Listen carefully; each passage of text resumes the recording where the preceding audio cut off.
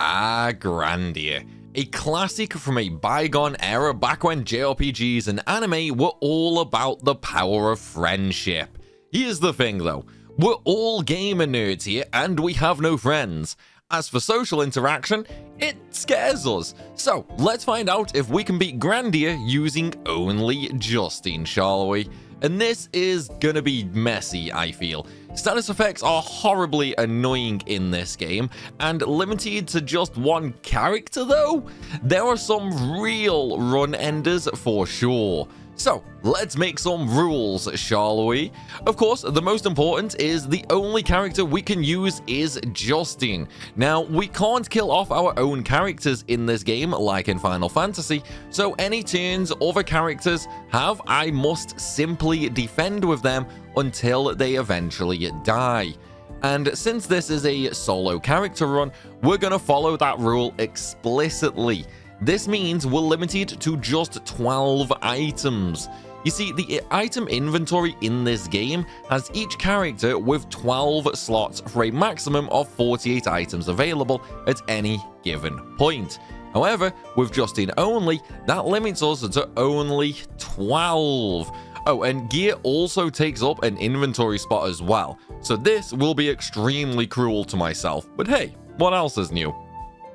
Let's see how it goes, shall we? Because I have no idea either. So we start off with some random military people who are obviously the good guys because the army is always good, right? Then we finally meet our protagonist, Justine, who's getting shouted at for breaking and entering. Turns out him and the other kids are playing treasure hunter, where some items are hidden around and they're pretending that they are the legendary equipment. Simple, harmless, family-friendly fun, right? Well, that's not allowed on my channel, so don't worry, things will change soon. Anywho, if we fail, then Sue becomes a child bride. So let's go find the battered pot, a random lid, and steal a key from a crying kid to rob a treasure chest containing a wooden sword. Side note, notice the sign here. Well, the game calls this place a coffee house. I somehow don't quite think that's what it is. Especially if you look closely, you can absolutely see a black outfit with a small bunny tail. Anyway, with these items, we have everything we need, except now the other kids are in trouble for blocking the city's bridge. We try to walk on past casually, but get ratted out. Does nobody remember the whole snitchies get stitchies thing? Anywho, we run home where we witness some casual child abuse, but Lily is at least smart. She does it on his head where Justine's hair will hide any bruises. No visits from CPS required at this time. Then we change gear, stash all items to sort our inventory out. We take the sword, get rid of the wooden pole as we get a better mace soon, and I take 2 healing items with me for safety. Now we have a casual meal while finding out that the abusive mother used to be a bloodthirsty pirate. Unexpected character development. And now to a museum for a day, where we casually destroy a 1,000-year-old relic from the most ancient prosperous race known to exist. It's okay though, it's just a prank, bro.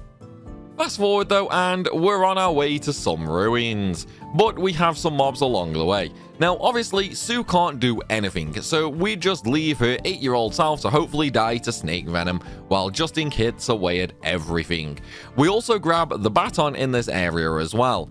The way the battle system in Grandia works is, while you gain some basic stats from leveling up, these are extremely minuscule. 95% of your stats come from leveling weapons and magic by using them. This is also how you unlock new abilities and skills. For now, we only have access to weapons though, so we're going to try and level them somewhat equally with a higher focus on swords because of the extra WT stat, which gives us more turns. The easiest way of this is to use auto battle, so I set Justine to just go wild where he uses any of his attacks and can use normal attacks when out of SP and MP.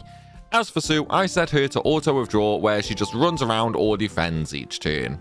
Now, at the end of this path, we reach the Salt Ruins where some military folks threaten some random kids, but that doesn't stop us breaking in anyway. We pick up the items in here since the armor and shoes are better than we have. The dynamite is a good attack item, and the axe is the final weapon Justine needs, since he can only use axes, swords, and maces. and then fight everything. Why? We have a boss coming up, and even with both characters, it can be pretty nasty. So any extra weapon levels we can get, the better. Also, at the end of the first zone, we make an extra save in case I get stuck on the boss. As we progress, because of the item limit rule, we're going to have to discard items as we go or use them as we get them. After advancing on, though, we meet the mysterious Liette, who gives us a mission and tells us to go east. Okay, now with the Stranger Danger vibes going off, I hear she has a van full of candy, so let's listen to her. I do have to ask the question though, if you were in an ancient ruin and a mysterious floating girl appeared out of nowhere and told you to leave everything behind and go on an adventure to uncharted lands, would you do it? Anyway, on our way out, Mullen and Lean find us. Too bad for them, we have an entire 3 brain cells, so we managed to outwit them. At least until we find out Mullen has an absolutely outstanding 4 brain cells and stuck a Rockbird at the exit. First boss, let's go. And thankfully, with the weapon levels I gained in here, we had enough SP to use V-Slash, Justine's first special ability, 3 times. This almost kills the Rockbird outright, and thanks to the delay and stun effects that happens when something gets hit in Grandia, I managed to get all 3 hits in before he gets a turn. It also helps that he's extremely slow, and while he does manage to hit me with Fire Orb, it does 18 damage, which isn't enough to do much to me, before I go ahead and get the kill with a normal attack. And with that, our first adventure is done. So let's cut to the chase and skip to the next one. So now we head all the way to Lek Mines because we need to prove ourselves to Java, the old man, so we can get his boat pass and sail to the new world. The dungeon itself is rather straightforward with some new gear, but we still focus on leveling our axe for now. The goal is level 10 on all our weapons before the end of Lek Mines. And sadly, I don't even get close. It's okay though for now at least. Once that's done, we get to the end. We have a boss, which is 2 orcs and an orc king. We start off by using the dynamite item, which does 70 damage in a big AoE. This kills off the 2 orcs, and then I just attack normally on the Orc King to maximize weapon EXP gain, and he goes down in just a few turns. Now, the place is collapsing though. I get the Seed of Vitality and use it on Justin right away before we have an awesome little roller coaster ride out of the mines, before a crash landing at least. But hey, it's fine. Java gives us the steamer pass so we can ride the boat. We abandon poor Sue at home and head out early to catch the boat, not even telling Justin's mum. Shame she knows what he's like and leaves him a sappy letter. Then once we're on the boat, turns out Sue followed us in a barrel, and the rules of the sea dictate she needs to be thrown overboard. And hey, I'm not one to argue against the rules, but in the end, we both become sailors and help around the ship before we pick up another adventurer, Fina, my absolute favorite character in this game. She looks down on us for now, but pretty soon we'll get some payback. After that, we get attacked by a ghost ship. So of course, the kids go and save the day because the adults are chickens. Justin gets a nice, ooh, soft moment, and then we make our way through. But we absolutely 100% need to make sure Justin has an empty item slot for the boss. We're going to get a mana egg from him, and per my rules, if it goes to somebody else, we lose it. Mana eggs are used to teach characters magic, which is gonna be huge for us. So, boss time. And oh boy, this was hard. He has 2 body parts and a main body. So we start off with using the grenades I have, which deal about 40 damage to each part. While doing this, I get hit by Double Howl, our first experience with magic, which deals massive damage compared to my current health. Then he's constantly drawing me in, shooting me with laser eyes and slamming the ground. I'm constantly having Justin evade out of range, and I burn through all but one of my healing items while taking out the tentacles. Sadly, Sue died and Fina drops low, so now I work on the Squid King himself, but then another howl hits Justin and takes Fina out as well. Luckily, I don't need to use my last healing item as the boss is low enough for me to just use W break to finish it off. Close call, but that's to be expected. This boss is extremely nasty if you don't know what to expect. But even knowing what to expect, I struggled more than I thought I would. But with that, we're done in the ghost ship. And shockingly, the boat ride is over as well, and we reach Palm. Fina ditches us and we find the Adventurers Guild is run by a complete and utter clown. Also, he wins the award for most annoying character in the game. So now let's visit the shop and use our mana egg to buy some magic for Justin. And honestly, I don't know what to choose first. It's a really hard choice. Fire is a staple. It deals damage, has AoE abilities later, and each level increases my WT stat, which means I move along the action bar faster.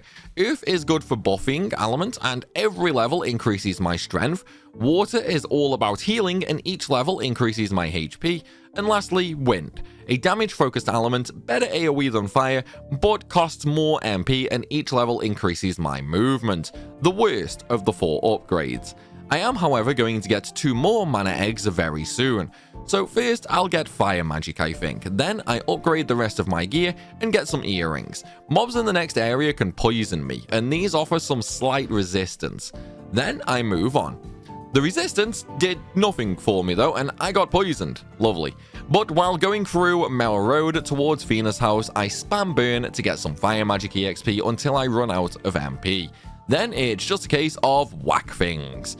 At the end of the area, we find another mana egg, which before going to Fina's house, I go back to town and use it to learn water magic with Justin.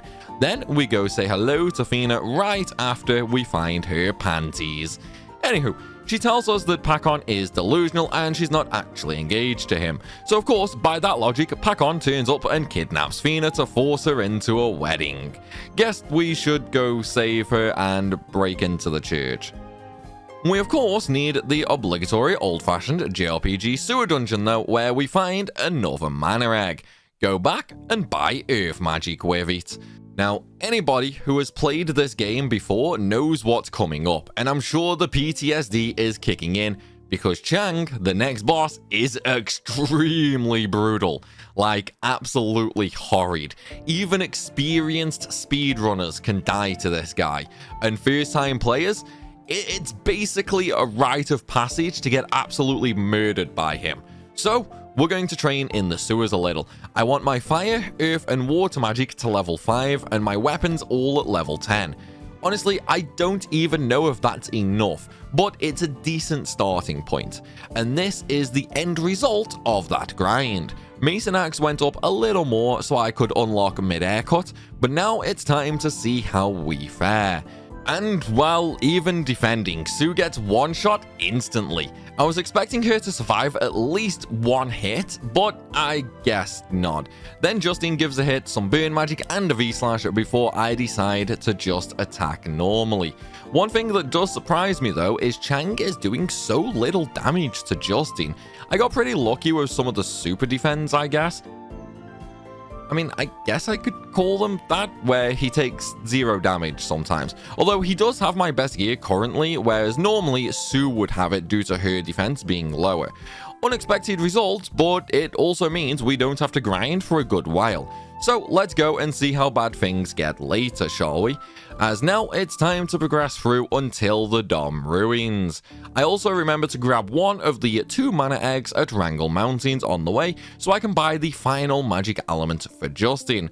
And now I can ignore all future mana eggs. Also grab the Medal of Yore. Now when Justin attacks, he gains extra SP back.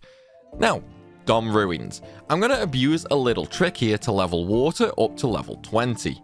The extra 15 HP would be nice considering Justin has to solo everything, but the big one I want is the extra MP. This way I can cast more magic and level my spells up easier. We're going to do this by abusing one of the traps at the entranceway. Clear off the mobs around here and then run into the trap so it hurts you. Then from the menu, use heal to recover the lost HP and gain EXP for your water magic. Then repeat the process, and when you run out of MP, just go back to the save point to recover it. I will admit though, it feels freaking weird not getting to level 99 water here. That's what I've done every playthrough for the last 15 years after all. Although I did end up zoning out a little while doing this since I have it completely on muscle memory, and we ended up going a little past my goal of 20 and ended up at level 36 for it. It's not a huge difference other than I have a little more MP than I expected, but in terms of strength, etc., it makes no difference. Just means we can survive one extra hit for a little bit. And considering what we have coming up, might even prove to be necessary, as we don't have a spot like this again for a very, very long time. And we have some tough bosses soon that we don't even have a chance to really grind for if needed. That's why I also make a spare backup save here as well in case I have to come back here, since there's a casual 7 bosses or so until we can properly grind now. Once all is said and done though, this is my stats after the water leveling. So let's go inside the ruins and be careful of the ghosts here. Their defense is so high, our normal attacks do basically nothing. So we have to waste all of our lovely newfound MP to kill them with magic. Now, boss time. Ganymede is interesting. He has high defense and can do good damage, but his AI is dumber than 95% of people on Twitter. You see, he basically can only attack right in front of him, so I use this chance to level up wind a little bit. He does kill Sue early on, so I swap over to fire magic for a little more damage and get a level for it, which means I learn Lotus Cut, which deals an awesome 200 damage. Then I swap to a few normal attacks before going back to wind magic, as he just keeps on missing me. Fina does eventually die, but Justin only lost about a quarter of his HP. The next bosses, however, are absolutely not this dumb, and they have really strong attacks. One of the next 3 bosses, I feel, is gonna be a wall. So let's go. Right into another LSD-induced vision before we leave the ruins and find a demon creature thing. So of course, the women want to take it back with us. Am I the only one who can hear the whole, "Aw, can we keep him please? He's even diseased." So I guess we need to cure him with a magic mountain herb that just so happens to grow right behind Fina's house. Then we get arrested and taken to the Garlisle base. Well, we break out, get cursed instantly, and so have to break out a second time. And now we go on a spree looting an army base, which has surprisingly little here. Find some half-naked women, and then we fight said half-naked women. Saki is first, and oh my lord, this fight. I don't even know where to begin. Firstly, she hates Justin, and aside from like one attack, she targets him the entire fight. I open up Burn Flare to kill the 3 grunts off and do a little damage to Saki. Then I do basically nothing for like 30 turns because she keeps cancelling me and delaying me. She is super fast, so all my actual turns are basically spent on healing.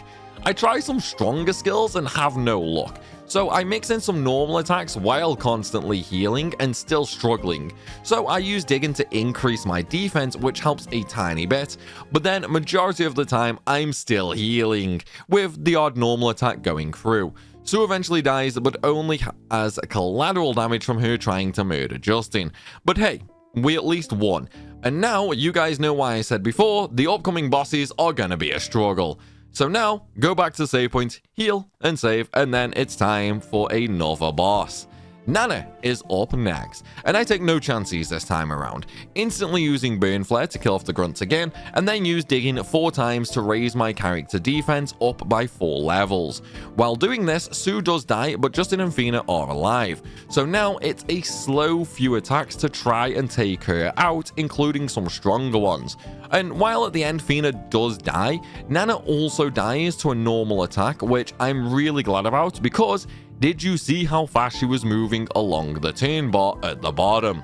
She was hella fast. But now we're on to the last and also most difficult one, so save and heal before heading outside, where we face Mio. And there are no words which explain how badly I got put in my place here. I didn't even get a turn. She instantly poisoned me, then paralyzed me, and before that went, she put me to sleep while everybody is wailing on me. The statuses were an absolute nightmare and I stood zero chance. So let's try again, shall we? And this time it's a complete 180. I open up with Shockwave instead of Burn Flare, which only kills 2 grunts, and Mio uses a normal attack on somebody other than Justin. Second turn is a Burn Flare and another normal attack from Mio. This Burn Flare kills the last grunt. Now she's prepping her stun gun, which I absolutely cannot let her use. So I use V-Slash since that charges really fast now, and thankfully it cancels her stun gun. So I use it a second time with my last bit of SP before finally killing her with a normal attack. I went from getting absolutely manhandled to doing the manhandling. Crazy difference, right? Anywho, this base had nothing but nightmares for me, so we're gonna go steal a military train instead and make our getaway. I just can't believe we chose the train though when the base had a giant freaking flying airship that we somehow missed. Seriously though, what is with JRPGs from this era all having ancient flying ships that are light years ahead of the current technology for the world? And now we can advance on. There's actually a huge chunk of the game now where nothing really happens. Lots of areas like Misty Forest, Luck Village, where we absolutely have to buy a Tree God amulet from the shop, then go through the snake-infested lands to the God of Light statue. Seriously though, why do they always come in threes? And of course, the giant wall end of the world, which we spend multiple days climbing to only get thrown off from the top onto the other side, which we somehow survive thanks to a single leaf. Crazy, I know. Then we have an unwinnable fight against Gadwin, who might have turned cannibal and ate Sue. Maybe. Well, when we wake up from the ass kicking he gives us, we find out he didn't and even offers to join our party for a bit. Great, I can't use him, and he even has my favorite move. Then we continue on until we get to Typhoon Tower. It wasn't until making this video as well that I realized just how boring the military base to here really was with nothing actually happening. Oh, I upgraded gear and diet as well. Now, Typhoon Tower is awesome, both for looks, and we can level water here as well using the poison puddles. Granted, it's a lot slower than Dom Ruins, but it works. And the mobs here are also freaking insanely good for leveling weapons and magic up to about level 30-35. We're not going to do that though, instead we're going to keep going at our current levels, as I want to keep as much challenge as possible. However, I will make a backup save here simply because there's not a better grinding spot on disc 1. So if I get stuck somewhere, I can just reload this save. Anywho, onto the boss at Typhoon Tower. The Serpent. This boss composes 5 targets. Basically a Hydra. We can kill the body to instantly kill the whole boss, or we can kill the heads and then the body. Makes no difference to the rewards. So let's just target the body for now and see what happens. And it goes surprisingly well, actually. Even though the boss can recover 100 HP because of one of the heads, another can paralyze us and the others just do damage. And while he does recover some health, he kills Sue and Fina off and drops Justin all the way down to 59 HP. But we do eventually kill him off with some ice cuts, a V-slash and some normal attacks just by focusing the body. Now this might have seemed easy, and that's because it is. The boss is essentially acting as a tutorial for some upcoming bosses with quite a few body parts that also heal and do status effects. The damage itself is moderate, not too high, but not super low. Later bosses are going to skyrocket with damage, and AoE damage is going to be becoming more and more common, but with magic instead of physical attacks, which means a lot more damage incoming. So with that said, let's make our way over to the harder bosses, shall we? And starting with that, Justin and Fina get married. Yes, seriously. And then shot out of a catapult to be sacrificed to a dragon on the top of a volcano. Man, talk about an exciting and very different honeymoon. This also means that Justin and Fina are on their own. And what doesn't help is Justin takes quite a lot of damage here. Luckily enough though, Sue and Gadwin followed us and meet up with them halfway up the volcano. It's still risky though, as Fina and Sue die so easily now. But we make it to the dragon anyway. And so begins the fight that lasts 30 seconds. Which isn't good for me considering I die. Each hit he does deals about 50 damage, which is freaking nuts. It's all AoE as well. And by time I do one attack, he kills me in spectacular fashion. And the worst part, if I need to grind, I'll have to go back to Typhoon Tower save, because grinding in the volcano is really not very good at all. But we'll give it a few more goes, and this time around I think I'm going to focus on upping my defense with digging while doing nothing but healing, making sure I get that full 7 bonus defense. Which sadly does not work, because I forgot digging is for physical defense only and not magic. Not only that, he also does not get anything which increases his magical defense. I could use accessories to help against one element, but a simple +3 isn't going to make a difference. We would need a solid +5 or even 6 to give us a few turns between healing, but even then I'm not sure we'd get it. But hey, let's try. I'll also go all out damage-wise and just focus on his weakness by spamming Crackling. It's expensive on MP, but it does deal a nice 400 plus damage per hit, and inflicts a nice little delay as an added bonus. It forces the dragon into using healing spells, which gives me extra time to get even more damage in. We didn't even need accessories, because outside of a melee hit, the dragon didn't actually do anything to me before I killed it, although it did however require all of my level 2 MP. After this, the volcano explodes in glorious fashion, and we're treated like ghosts back in Gumbo. Lovely. Oh, and now everybody is a couple and they have no problems with showing it off. But on the bright side, Justin gets a nice romantic evening with Fina as well, enjoying such a lovely view of the spirits. And hey, we also now have access to a boat at least, so it's off to my most hated area, the Twin Towers, where for a long time nothing really happens. It's just a giant maze and there's not even any items worth actually grabbing. The area is just annoying, and eventually we'll give up our Spirit Stone because of some frogs, which I could totally defeat them all at once. I'd even only need one spell since they're just weak little froggies, but no, instead we have to run away. Typical game logic. Then we get even more video game logic when we fall a huge distance and land on a block of solid ice. Again, totally should have died here. Although, one thing I never noticed until now, this place is full of Gaia's tentacles, so now I can't help but wonder what the Twin Towers actually were back in the ancient Angelo. Man, I really wish we got more lore for Grandia 1, kinda like how Final Fantasy gets the Ultimania books. Anywho, eventually we get done here, get our Spirit Stone back, and we can leave. But Sue, the poor little girl, is completely drained and collapses. How does nobody realize an 8-year-old is at their breaking point though? And so it's time to send her home via means of ancient teleportation technology, not used in thousands of years. What could go wrong? Well, we have a few bosses. They're both the same, mind you, they just have slightly different attacks and one has a little bit more HP. The regular mobs also get a step up in difficulty here, dealing a lot more damage and offering a small amount more of EXP. So I'll use this chance to gain a few levels before the first boss. Nothing major, just a few. So for the first of the massacre machines, I use a couple of god zaps hoping for a good damage, but it's a little lackluster.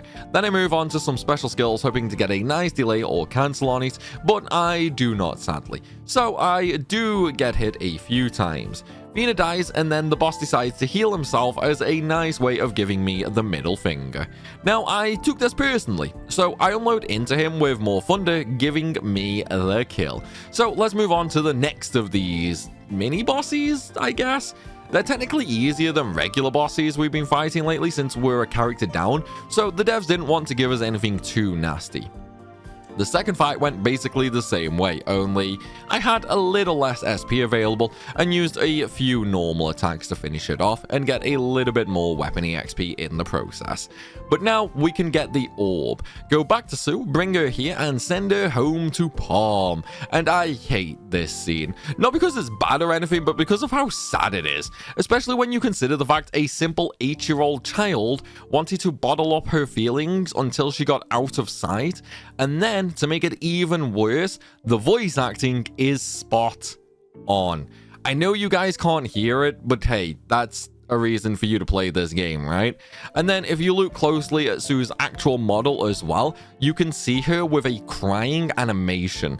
The devs really went all out here to make us emotional, and god damn it, will people please stop cutting onions around here already? Okay, time to be manly again and prove to Gadwin that we can be a man. If we want his ship, we have to fight him and win this time. No more forced losses, and as a bonus, we even get his ultimate move when we beat him, something I absolutely cannot wait to get. For the fight itself, well, honestly, I just used normal attacks the entire thing. Gadwin is honestly just a joke fight in general. He has barely any HP, does basically no damage, and even Dragon Cut, which he didn't actually use on me, barely hurts. Not really sure why they put this fight in, but, well, a boss is a boss.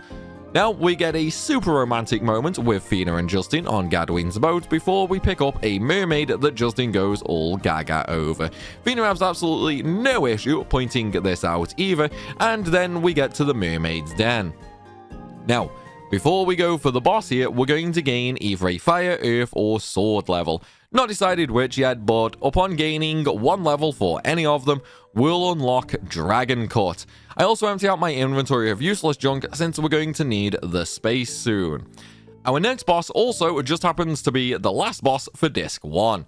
A mermaid whale. Sadly though, like Gadwin, it isn't much. We use 2 Dragon Cuts and that's a good half of its health gone.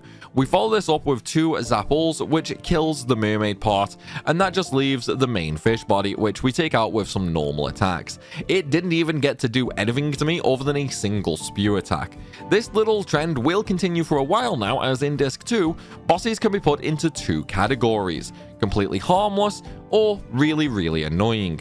We're also about to meet my absolute most loved character as well, Rap. Rap is best boy, and I will fight anybody who disagrees. He's kind of like my spirit animal. We do have to fight a tree boss as well, and normally Rap is really good in this fight, but hey, Justin only, so we can't use him. Luckily enough, the tree is weak to fire, so we're gonna turn it into charcoal with some Dragon Cuts. Needless to say, I massively underestimated the first boss on Disc 2, because we got creamed, like massively hardcore creamed. I did a Dragon Cut which only did 200 damage, and then I changed over to Lotus Cut which did a nice 600, but a combination of Flower Beams, Snoozies, and melee hits had me dead in just 4 hits before I could even get a heal out. Man, killed by a tree. I don't know how I feel about that way to go. Anyway, on the second attempt, I instantly start out with Lotus Cut, but have a hard time deciding which part I should target first. In the end, I go with the flower to stop Flower Beam. Then I get a final Lotus Cut on the arm, which does the melee attack, doesn't kill it, but at least we've cut its offensive down a little. And then we use a couple of fire burners to kill the other arm. We do get snoozed a few times, but it's not the end of the world this time around, as we managed to take out some of the parts pretty quickly. This just leaves the main body now, and it doesn't really have much, so I just alternate healing while using normal attacks for extra EXP for my sword, and eventually it goes down. And now, with that, we gain access to the 4th zone of the forest. We have some really brutal sections coming up, not because of bosses, more so just because of the normal mobs, and only being allowed to use Justin will be incredibly dreadful. So I'm going to use this chance with the chameleons to get my magic and weapons all to level 40. So essentially 10 to 15 levels extra for everything. I'm doing this here because honestly the difference the chameleons make is absolutely astronomical in terms of speed. I can spend 15 minutes doing the leveling now, or I can spend 10 to 15 hours doing it around Zilpidon. And that's because I want to tackle the optional dungeons as well, just for the memes.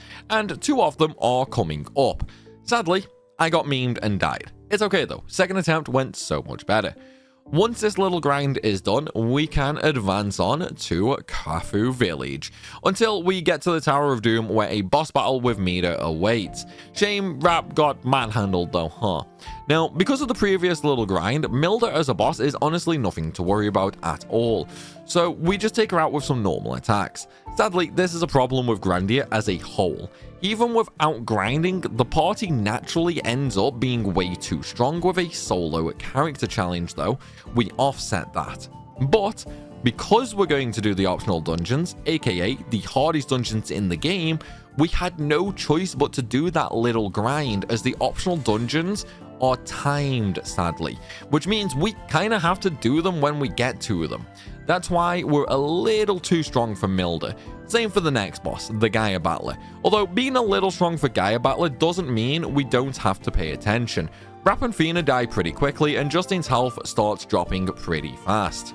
We have the main body and 2 arms to kill as well. One arm is weak to physical, but resistant to magic, and the other arm is the opposite. We start off with a Heaven and Earth cut for good damage, and then a Dragon cut.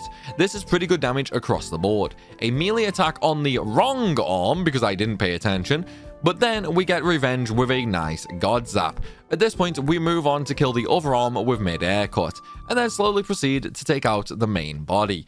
I did cleanse the poison when it landed on me though, as poison in this game is kind of a mixed bag. Some fights you can ignore, some you really can't, as it can stagger and stun you. This is one of the fights we don't want that to happen, but hey, we only wasted a turn by being safe.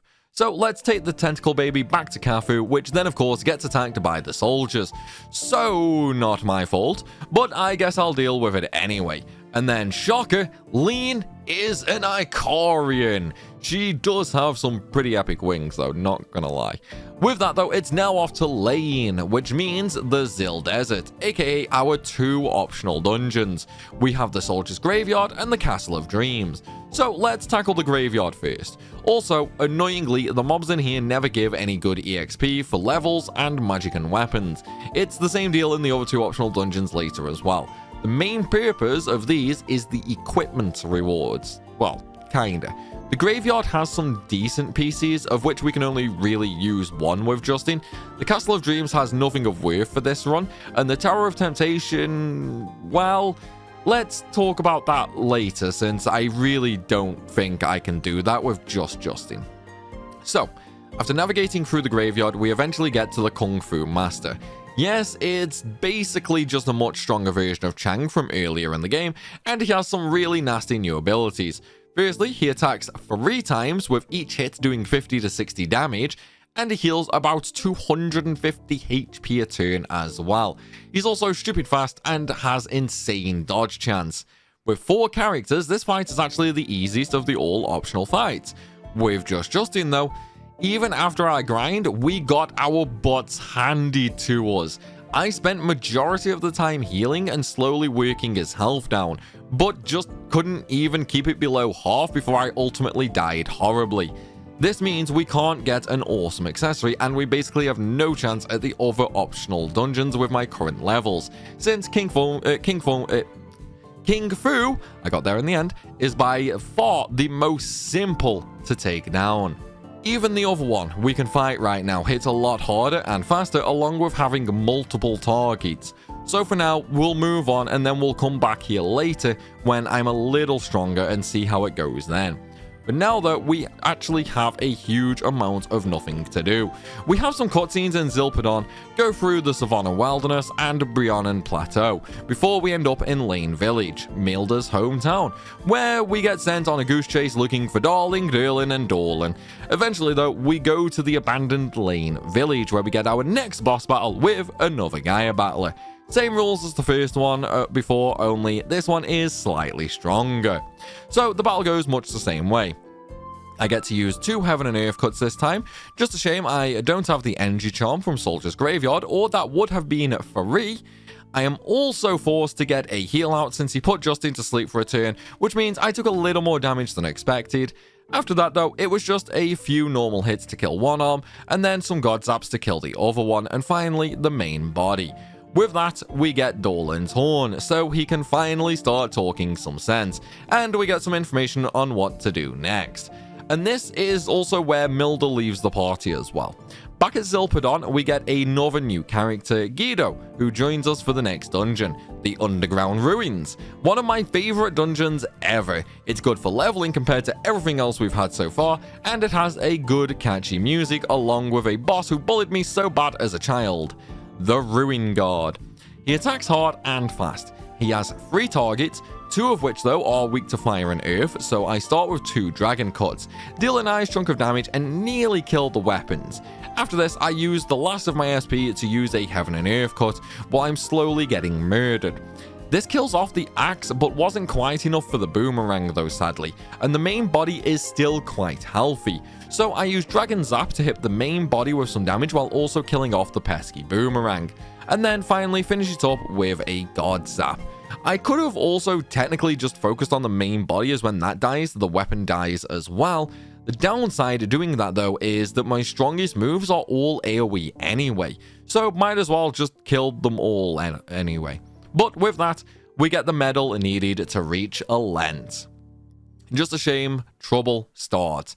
And while everything kind of blows up all around because of Ball, I do admit though I want to try fighting one of these Angelo golems. Would have made for an awesome secret boss.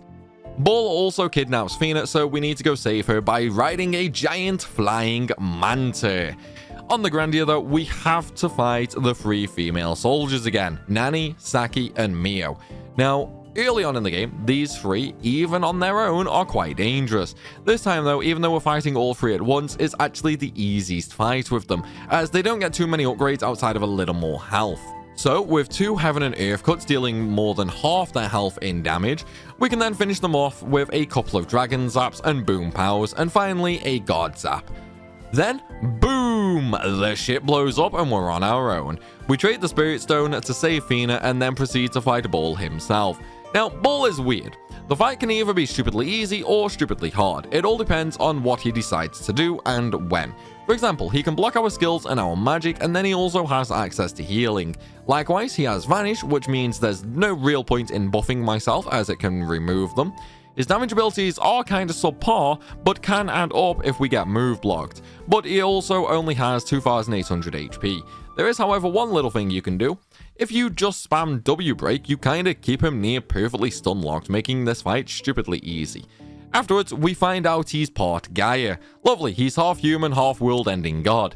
I'm just a little boy out on an adventure, and here I am fighting something that ended an entire civilization. But at least now he's gonna burn up with the ship, while Fina becomes a giant firework in the sky. And now, it's off to Lane again to find out how to get to a land. Turns out we just need to throw the medal into a spring. Great, let's go. Right after the kinda grim cutscene about Bull surviving and showing Gaia's cocoon. Anyway, here we ride a magical elevator to take us into space, where we have to fight 3 bosses in a row. The Hydra, Great Susano, and Phantom Dragon. All 3 of these are just repeats of fights we've had earlier on in the game though. So, first up is Hydra. 2 Heaven and Earth cuts and a Dragon Zap is all that's needed for this giant worm though. And honestly, I don't know why the devs put bosses here, especially weaker ones. I know it's technically a test to see if we're strong enough for the upcoming enemies, but still, the next spike isn't for a little while yet.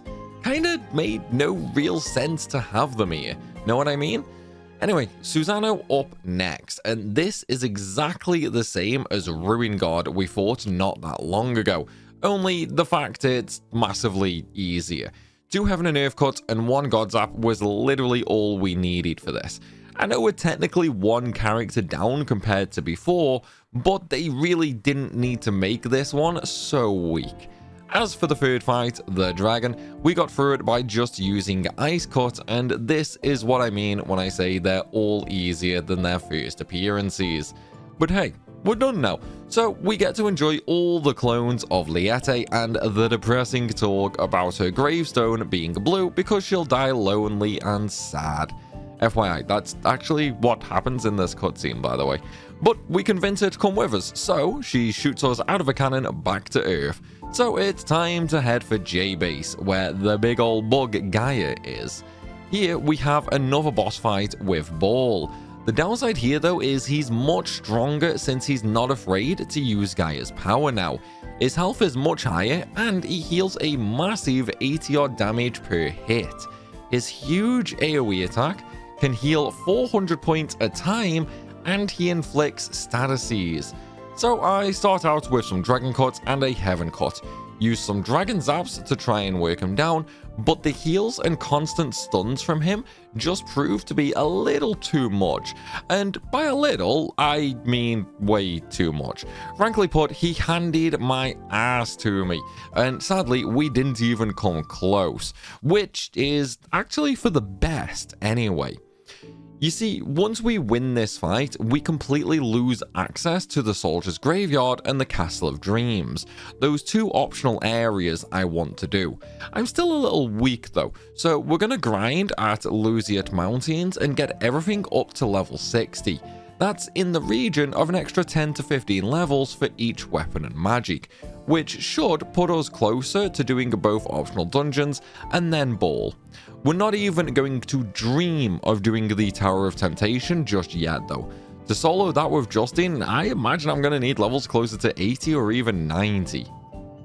Once all is said and done, here are my levels. 60 plus for everything. MP is maxed, which probably won't even really be used, 215 SP and 383 HP. Honestly, if this isn't enough to beat the Kung Fu Master, I'm just gonna give up doing challenge runs. And this time, it goes so much better. Aside from he only does about 10 damage a hit to me now instead of the 50 plus per hit before, I'm also doing 1900 damage with Heaven and Earth Cut, and I can do 3 of them.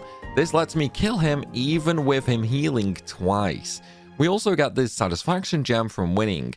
This just lets us do 2 critical attacks instead of 1 though, so it's kind of pointless. But now we can run around and grab the 4 souls, which lowers the chest in the middle of this area, allowing us to grab the energy charm. This is an upgraded version of the tree amulet we're using. It cuts the SP cost of skills in half, which means we can now use Heaven and Earth Cut for just 45 SP, meaning we can get 4 UCs per fight. So let's go tackle the next optional boss, the Lord's Ghost in the Castle of Dreams. But again, 2 Heaven and Earth Cut and a Dragon Cut was enough to take him down. I guess level 60 for weapons and magic was just a little too much for these guys. We'll do Tower of Temptation a little bit later, since I'm really not sure if we can do it with just Justin at our current levels. I'm worried I'd run out of MP and SP way too soon, since the entire dungeon takes about an hour to get through, even normally. And usually my party are all in the 60 plus for weapons and magic when I take it on. Now, let's go back to Ball and Luke. I'm a petty person, so because of the loss earlier, I want the ultimate revenge. So yes, I was cheap and spammed Heaven and Earth Cut to really put him in his place. Just a shame in doing so, Gaia hatched and sent tentacles all over the world, and while I'm sure some people would enjoy that, I'm afraid the rest of the world is kinda doomed. Oh, and Fina joined the army. But now we head to Zilpidon that casually gets destroyed just as I arrive, and this now marks the turning point. All enemies now are evolved into Gaia versions, which is a big difficulty spike compared to before, but also a huge increase in EXP for characters, weapons, and magic. Oh, and we have another Gaia battler boss. This one though is pretty much no different from the one ages ago, so of course we have no issues taking it down. Then Fina decides to show off and kills like 10 of them at once with her Icarian powers. I mean, I could have done that too, but let's let the magical girl have her moment for now. But now, let's go back to the savannah and head to the eastern area where we can get to the final and hardest optional dungeon, the Tower of Temptation. This is a 13-floor dungeon. The only save point is at the start, and in general, it sucks. It's a non-stop maze, basically, with tons of puzzles. All the enemies are difficult, and the rewards are terrible. They do, however, at least drop stat-increasing items rarely. That doesn't help that much though, considering a single ambush could kill me. However, this is where you get 90% of the best equipment in the game. So we start going through, and every few floors there's a teleporter that lets you go back to the first floor so you can leave and save, essentially letting you do this dungeon in 3 chunks. This is where all those ultra potions we've been collecting over the game will come in handy now though. So eventually we get through the maze, and this took way longer than usual, closer to the 3-hour mark instead of just 1, with a couple of deaths to ambushes, so that didn't help. But now we have 3 bosses in a row. First one is Gargoyle, and you can see these guys are a little mean as he one-shot Fina and Rap both at the same time. His health isn't the best though, so 3 Heaven and Earth cuts do take him out. You might think Heaven and Earth cuts is a little cheesy, but give any of these 3 bosses an inch and they'll take a mile. We're going absolutely all out on these no matter what. Second fight is the Slugfish. He has much less health and does die in 2 Earth cuts. However, this guy is arguably the most dangerous. The lore can use Entice, which is basically a guaranteed confusion on Justin or Rap. If that hit Justin, it's instantly a game over. Other than that, the main body's damage is really high. We're talking 150 plus high per hit. And now we're on to the last one, the Leviathan. This guy is heartless. He heals over 200 HP every single turn minimum and has some absolutely brutal attacks like Twin Typhoon. He also has the most health of the 3 bosses with nearly 8,000 on his main body, with his tentacles each having around 4,000. The goal here is to murder the tentacles ASAP, as that stops him from using Typhoon, which is his real murdering skill. So we instantly break out 2 Heaven and Earth cuts to take them out.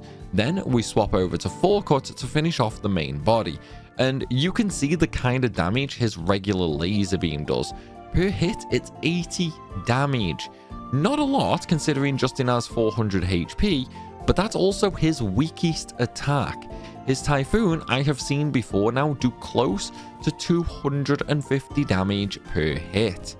But now we have it killed. We can safely run up and grab all the treasures here.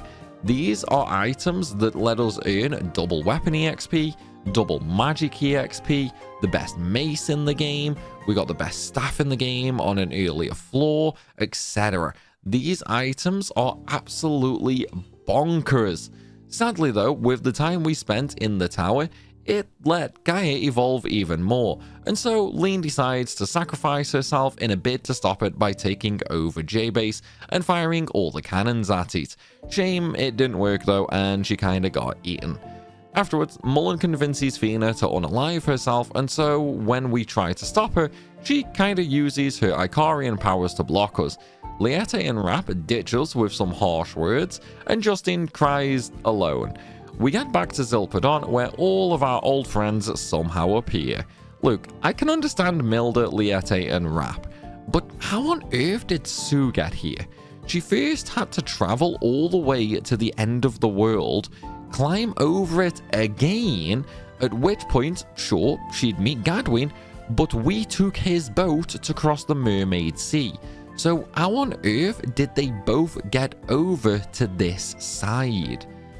Anyway, the plot advances, and I'm some kind of chosen one to get a new spirit stone.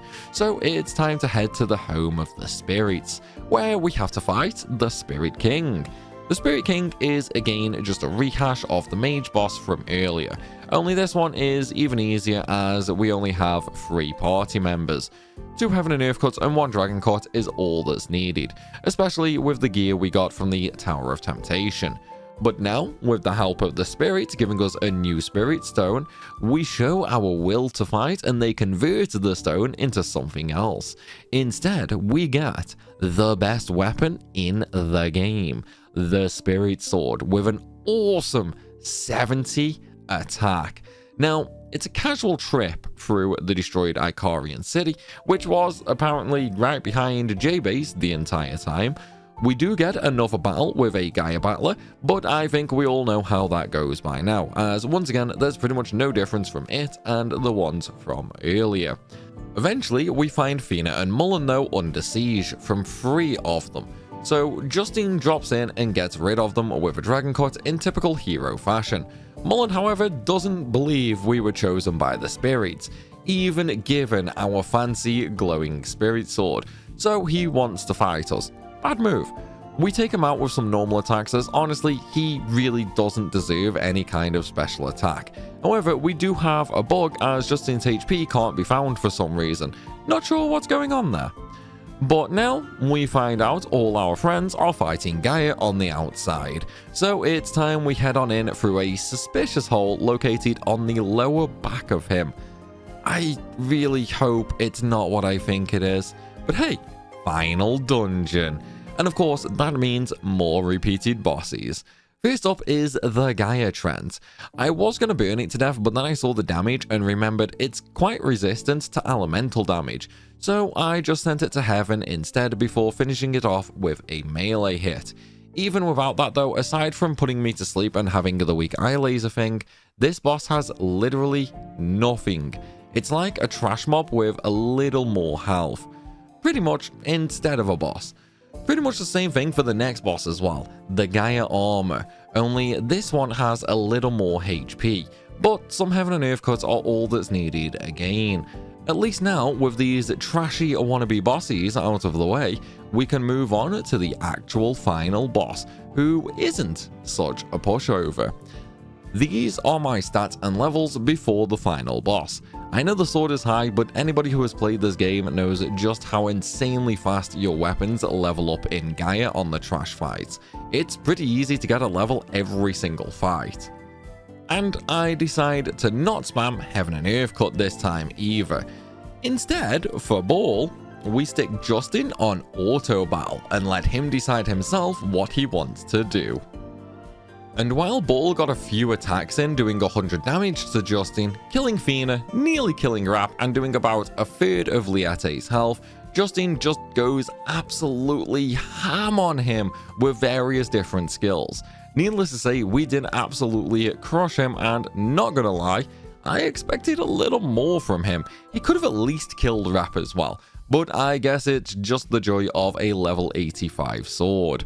We are, however, now basically out of SP for the final boss, who has much more health, and I'm gonna be dumb and still leave auto battle on to see if it happens. And well, the AI really showed its dumbness here for sure. Plenty of skills wasted on the ads, no real AoE attacks used until close to the end, and then kept getting stuck in a corner. He did at least kill off one of the tentacles early on, which meant less multiplying, but then basically left the other alone nearly the whole fight. Lots of random attacks and skills used on the multiplied weak tentacles though, which was honestly super annoying to watch. Multiple times I was tempted to turn auto battle off and just do it manually, but I decided to just let it roll. Eventually, and also in hilarious fashion I might add, it did kill the main body with a V-slash of all things. Justine's weakest and first ever skill was what took down part of Gaia. I find it a little funny, but now though, we're on to phase 2, the final phase. It has 9,999 HP and looks like a giant brain. However, it's clearly not that smart as it only knows level 1 magic and it's weak as anything. Kinda like you Yevon in FF10. It's more of a meme fight than anything, so Justine just slowly hits away at it. Turns out though, he saved up enough SP to get another Heaven and Earth Cut, which I wasn't expecting, and then decides to nuke it down with a God Zap. And with that, Justin and Fina can go and destroy the Spirit Stone. We have completed Grandia with only Justin. Realistically though, I think anybody who's played this before probably had the same expectations as me. If we could get to Disc 2, we'd have pretty much no problem doing it. Really, the early fights were the most troublesome, but at the same time, Grandia is notorious for its easy difficulty once you know how the leveling system works. Kinda like how FF8 is just so broken once you understand how junctions work. Even if you don't try to break the game, it just happens naturally as you go. That's why most Grandia players now prefer to play the Redux mod, as it's apparently so much harder. Maybe I'll check it out. But with that said, everybody, please be sure to drop a like and a comment letting our new editor, Witheredwaste, know how he did. And be sure to follow my socials and join our Discord server. We're 2,000 strong in there. And have nice adult conversations about games and life. Absolutely the best place to come and spend your Friday night. Until next time though, everybody, thanks for watching, and I'll see you soon.